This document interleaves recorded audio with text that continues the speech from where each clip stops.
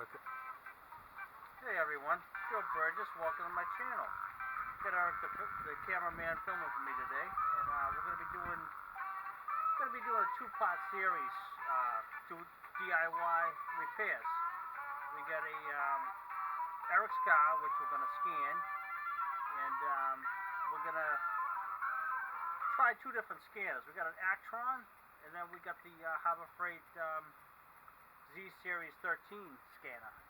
We got that plugged in right now, and afterwards we're gonna use this Actron. It's a 2010 scanner, but it's got the code fix assist on it. So both of them are equipped with the same type of features. The Harbor Freight's a newer one, close to the 2020. I've used it a few times. I've seen some of the capabilities.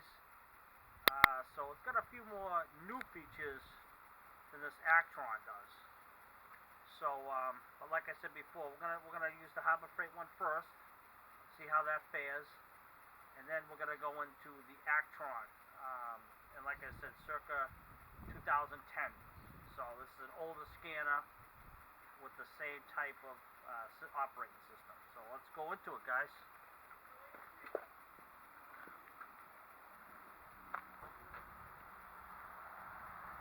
I hope he's not going for a walk. I don't feel like going for a walk today. Wow, look at my cool motor, huh? Ford power right there.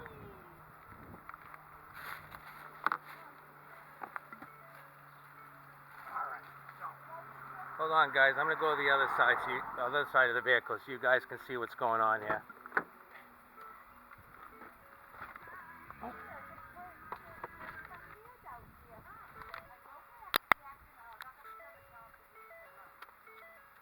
All right. So already we got a cylinder misfire and cylinder 2.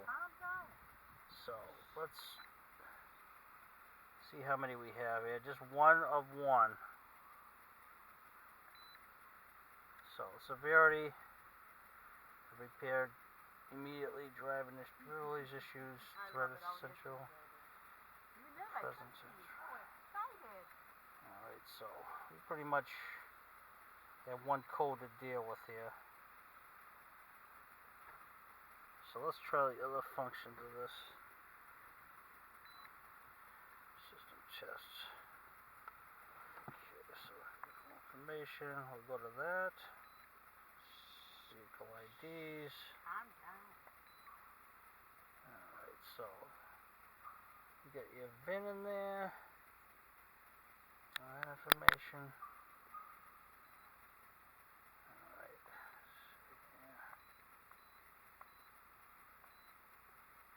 Try a second procedures.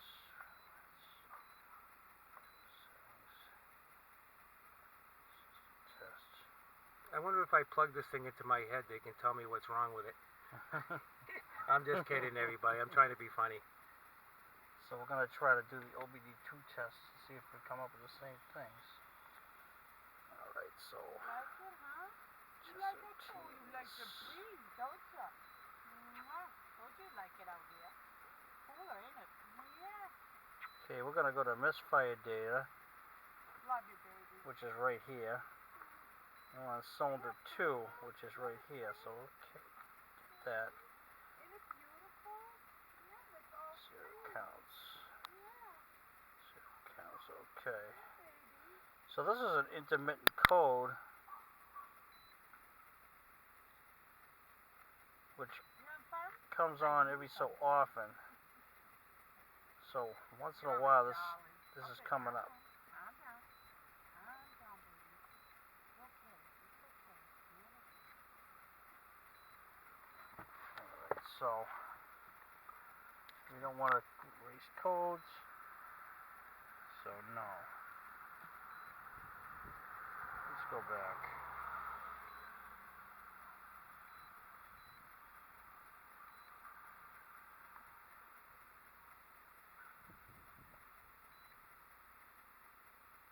Hey, Joe, you only had one beer? Or you drank it all? No. No, I was gonna say, because Kimmy wanted me to ask you something.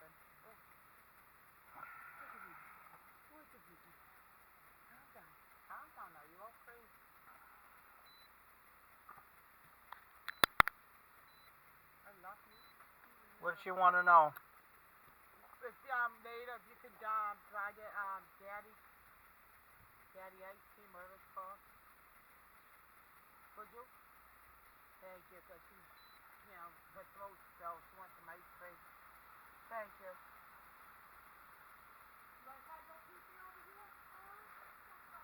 Alright, so only coming up with one code here. And with the fix assist,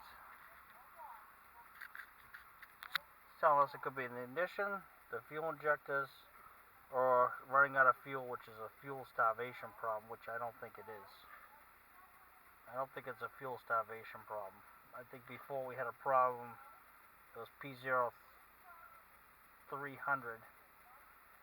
which was a multiple misfire code, and we had 2 misfires, I believe. This time we have 1. We have 4 coil packs, which we replaced 2 of them. So I think we're still dealing with. I still think we're dealing with a bad coil pack. Because fuel injectors, I think, would have been a different symptoms on this car. Now Eric's told me that this is a pretty intermittent problem, so I want to say it's more towards ignition than anything else, because any of those others like fuel injectors would have been a little different from what he explained to me. Running out of fuel, which is fuel starvation, I'd probably say be out of the question as well. So let's eliminate those.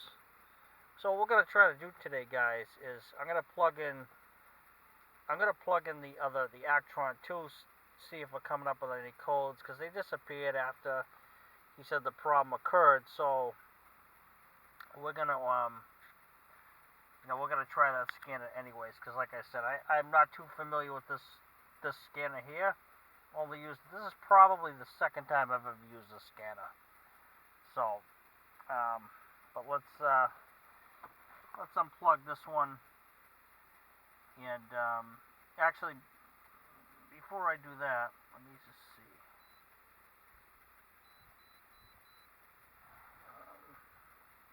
I just want to see something. I'm gonna go to Port Enhanced here, which I didn't. Let's try this. So it's continuous memory codes. Okay. Let's try that. See what happens.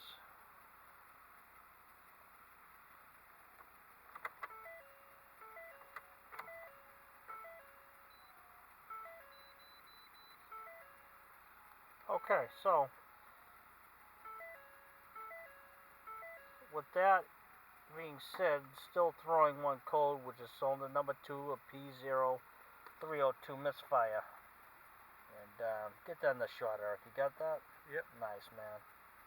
So yeah, they're still throwing one code. So that's telling me more than likely we got a bad coil pack here.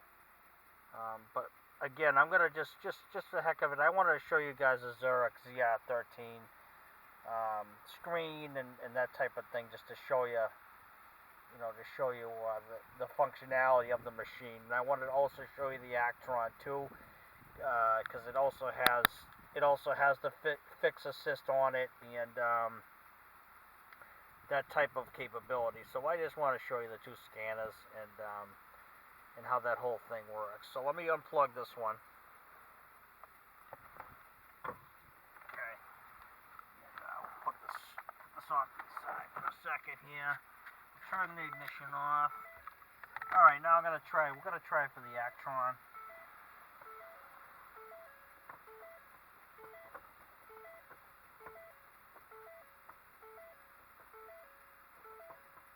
I'm going to get down to do this.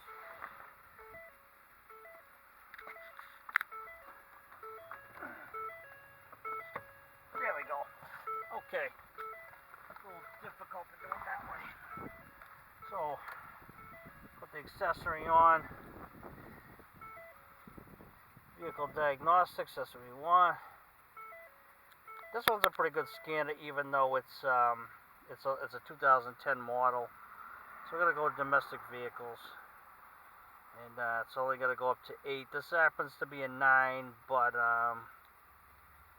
we'll do it. So we got a truck. Okay, we're gonna go to Ford.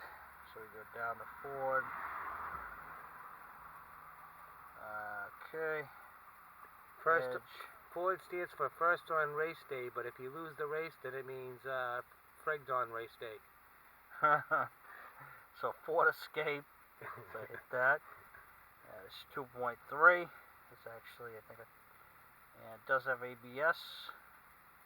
So we get that. Turn key off for 10 seconds. Turn on. Okay.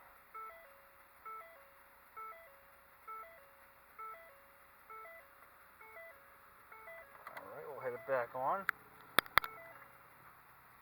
Enter, so, okay. One more time.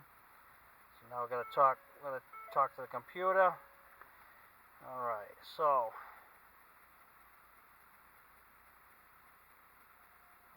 that's all the monitors right there. Mine's showing same thing, P0302, which is a misfire in cylinder 2. So it's detected, pending, and ABS has no code. So we know that's from the other scan tool too. So we'll let's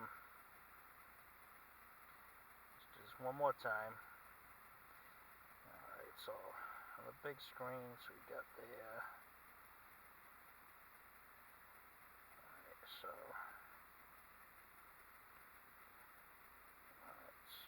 on this one, view data.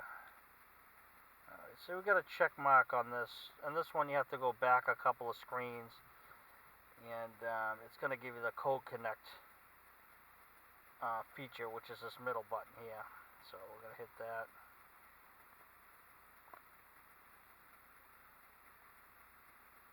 Actually, maybe not.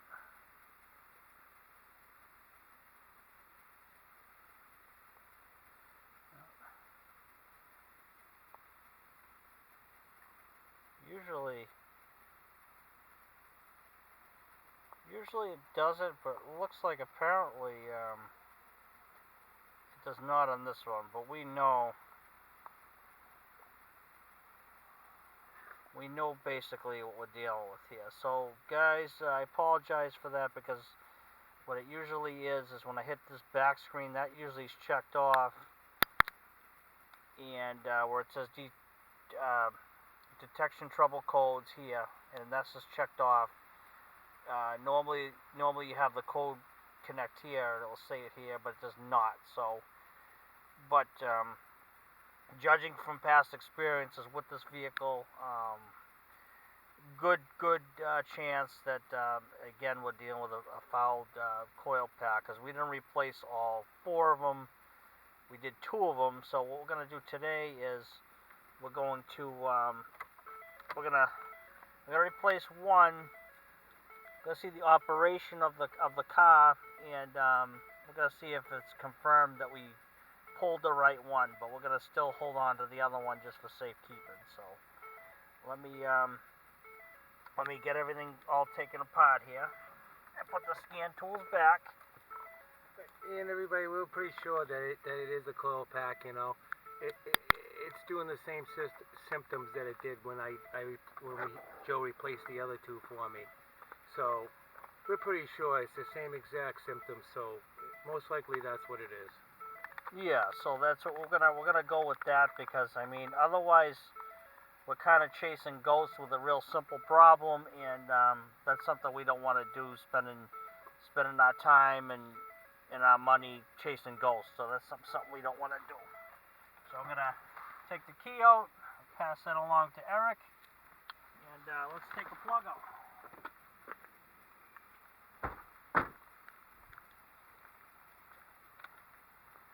Hey, you know, what's in your hand? You know what? Since the viewers are seeing the champagne of beers, we should cheer to everybody, huh? Cheers, everybody. Well, champagne of beers would have been Miller High Life, but this one tastes great, less filling. Yeah, I like it But better that's than cool, High Life. too. I don't like the High Life one. High Life is the champagne of beers, but you got the Miller Light. You know, we're from Boston, and I don't even drink Boston beer. I only drink Cape Cod beer and Maine beer. Samuel Adams, yuck. I don't like it. All right, guys. So what we're gonna do here is we're gonna pull. We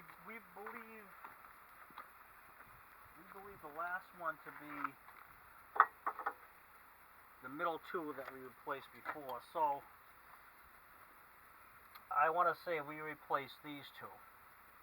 But to be completely honest with you, either myself or Eric could have kept a record. I know I probably kept the record, or Eric had a record. I'm not quite sure.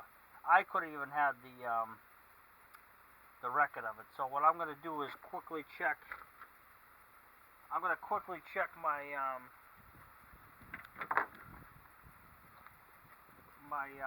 record here just to see. I might have it. I might not have it, but I might.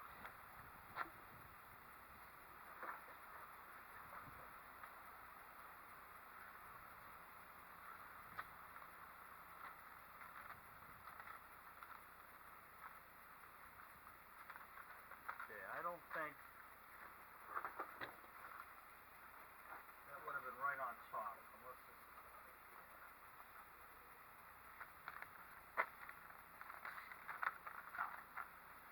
I don't think I have it this time. So what we're gonna do is we're gonna pull one out and have Eric grab the new one, and we're gonna take this thing for a test drive.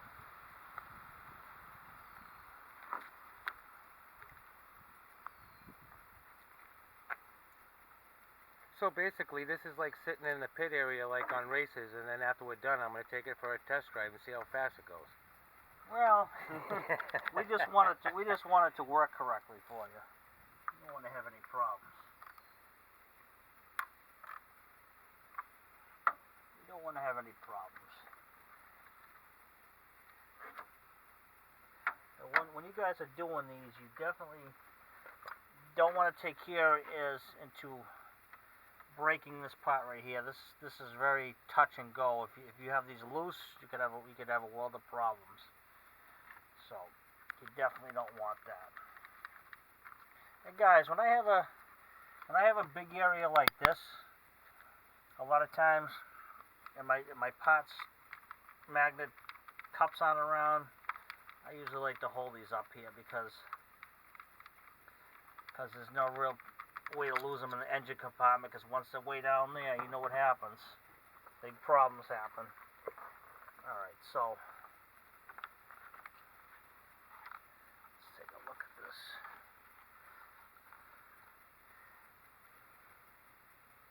It's too bad that they didn't have like a machine that you could just put it in there to see if to test to see if it's bad, like they do alternators and starters, you know? Well, they actually have testing units for these, but unfortunately the one I have is not in my box, and I think even if I did have it, I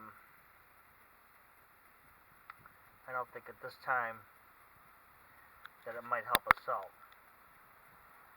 So let me just pull this out just for a second. I'm going to get this side too, because basically I want to check both these out, because a lot of times, sometimes these could be like heat fouled at the bottoms, you know. What kind of ratchet is that? Is that an earthquake? Oh no, this is a Snap-on? This is a Snap-on Oh, right it's even here. better than earthquake. Snap-on's one of the best. So it can be. It can be. As you guys know, the ratchets all can have their days.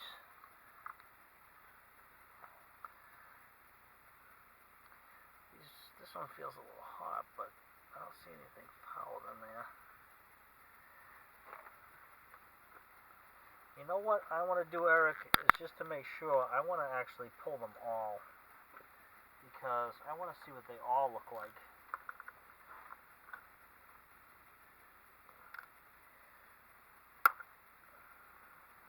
I want to see what they all look like.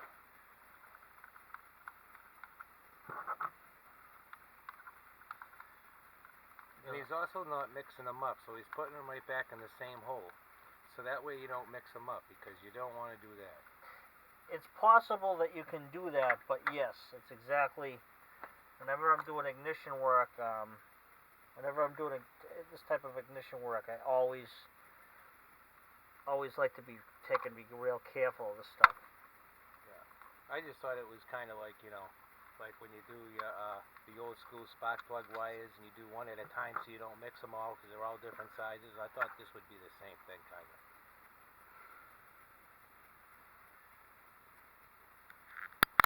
Yeah, you still, a lot of times, like I said, you still don't want to mix them up. You still definitely don't want to mix them up. That's bad to do.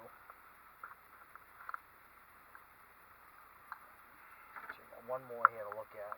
So luckily, a lot of times these can be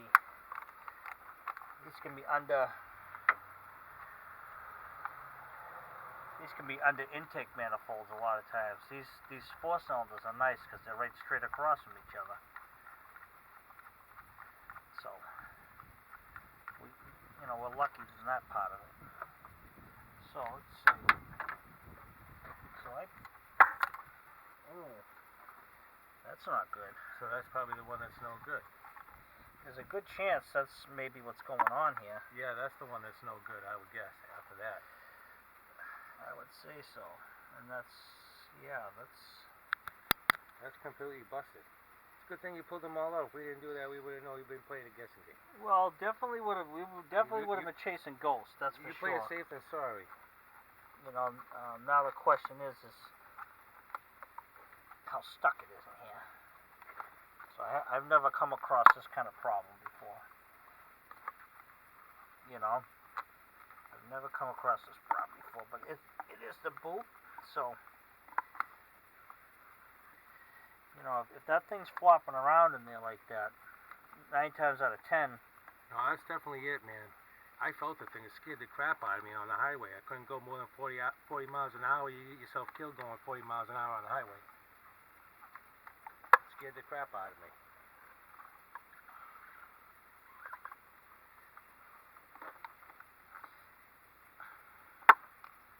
Wow, that's in there pretty stuck. So let me get some pliers and see if I can pull up on that gently and try to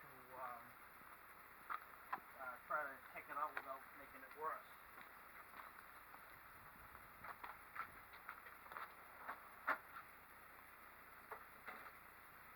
Do you think something like that would break just from going like high rates of speed, like if you're speeding or something? I mean, it's just a manufacturing part of it. You know what I mean? A lot of times when I see those, they're usually heated up pretty good, and they become brittle, and then they don't function as good as they used to function. Well, I was just asking that because when it happened and it scared the crap out of me, I was speeding, so that's why I was asking you the question. I was on the highway and I was doing about 80, and you're supposed to do 65. Okay, so But when people are going, not even 60 miles an hour, you got to go around them. Yeah, sometimes. And the only way to go around them is speed up a little bit. Sometimes that's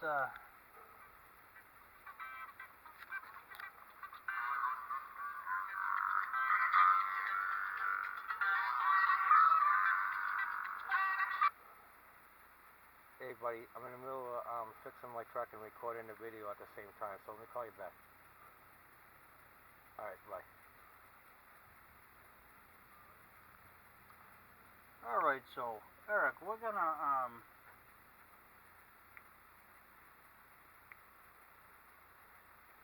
we're gonna hold on to this one just for the sake of we'll just chalk it up as to a possibility. You know, because I've done a lot of coil packs before. I mean, I don't see anything burnt or toasted in here, but what could be happening is this thing could be loosened up. It could be not properly given the right firing sequence, and jumping around and throwing a code. So we're gonna hold on to this one, and we're gonna replace it with that standard one we bought earlier, and we're gonna give this a shot. I'm not gonna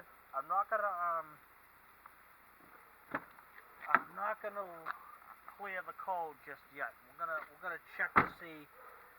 We're gonna check to see what the drivability on this car is gonna be, because by changing this might actually change things. But on the other token, just in case that part's actually not bad, we're gonna keep the other one just in case, because again, we don't want to be chasing ghosts again. You know, I zoomed into that box, you guys, because I wanted to let you see that that's a standard part, which is not only a good company, but it's kind of a funny thing, you know. Joe says, "Hey, it's a standard. That's good," and I'm thinking, he's not talking about the part. I'm thinking, hey, I drive an automatic, not a standard, and then I realized he's talking about the part that says standard part. So I started laughing. I thought it was pretty funny, and I'm like, yeah, okay. Well, they do make good quality parts. I have to say that. See, yep, that's not coming off. No, it's. I think it was really because that's what happens when they break, but we'll see. We're gonna check for. We're gonna definitely check for is. We're gonna check for. We're just gonna see after we switch out, these, if in fact that one coil pack was affecting everything, affecting everything. Because oh, you put the new one up. That's the new one, and you're putting the old right, one in there. We're gonna hold on to the old one just in case, because I'm gonna give it to him. I'm gonna give it to him because like I said, that inner part was flopping around a little bit. So I won't get rid of that. No, you keep that, Eric. Yeah, I will, and I won't get rid of it either. We're gonna I was looking for my old coil packs that we replaced, and I guess I tossed them. I thought I saved them, but I guess I didn't. Right, which sometimes you want to keep, but we don't always think of that stuff. What I'm gonna do with this is I'm gonna get a little dielectric grease, like a index finger full, put a little dab on this, and insert it back in. So let me do that real quick. And it's good. Joe always goes the extra mile whenever he does anything, and that's good. I think everybody should do that. I even do it. Well, it doesn't pay to do half-ass sometimes, because then months later you got to repair it, redo it. A lot of times, guys, it's always the quality of the repair, not the speed of the repair. Your customers are always going to remember. They're always going to remember one thing. They're going to remember the guy who fixed their car, did a good job, and gave them a good price. That's always what they're going to remember, and that's always what I believed in. My whole career as a technician. I believe in those things. I always have believed in those things, and that's what keeps my customers coming back to me all the time. It's just those beliefs, because a lot of times people actually have bad experiences in shops. It's very unfortunate, but sometimes they can get ripped off, which it does happen. I hate to say it, but sometimes it does happen. I feel very bad for those people with bad experiences in shops, because with good technicians, and I consider myself a pretty good technician, and a lot of times those bad guys, it kind of spoils it for everybody. But when you treat your customers correctly, good, fairly, and they get a good price, then they come back to you all the time. You're right about that, because I remember one time I received this coupon in the mail. Go to Jiffy Lube for an oil change. It was like $15 over $25, you know? So I'm like, okay, I'll go use the coupon. Well, as soon as I drove away from the place, the motor was bucking, the car wasn't running right, you know? And then I had to take it back and say, hey, you know, and I checked the oil. There was hardly any oil in it. They did an oil change with no oil. And then when I took it back to say, hey, there's something wrong with my car because you didn't put enough oil, they were trying to say it was my fault. I was like, I just left here 15 minutes ago. What could I do in 15 minutes? Right. So, you know, you're right. You have to go the extra mile. If those people went the extra mile for me, they would have realized they needed to put oil in my vehicle. Well, the thing with myself is whenever I'm doing any type of preventative maintenance to a car, I think I pretty much treat it as I'm actually repairing or preventive maintenancing my own, doing a preventative maintenance on my own vehicle, because that's pretty important. I mean, you got to treat it like it's your own vehicle all the time, every time, because that's what brings back repeat customers, and it's just one of those things where people come back and they want your business. They want to give you their business because they know they can trust you. They know you're not gonna screw them over.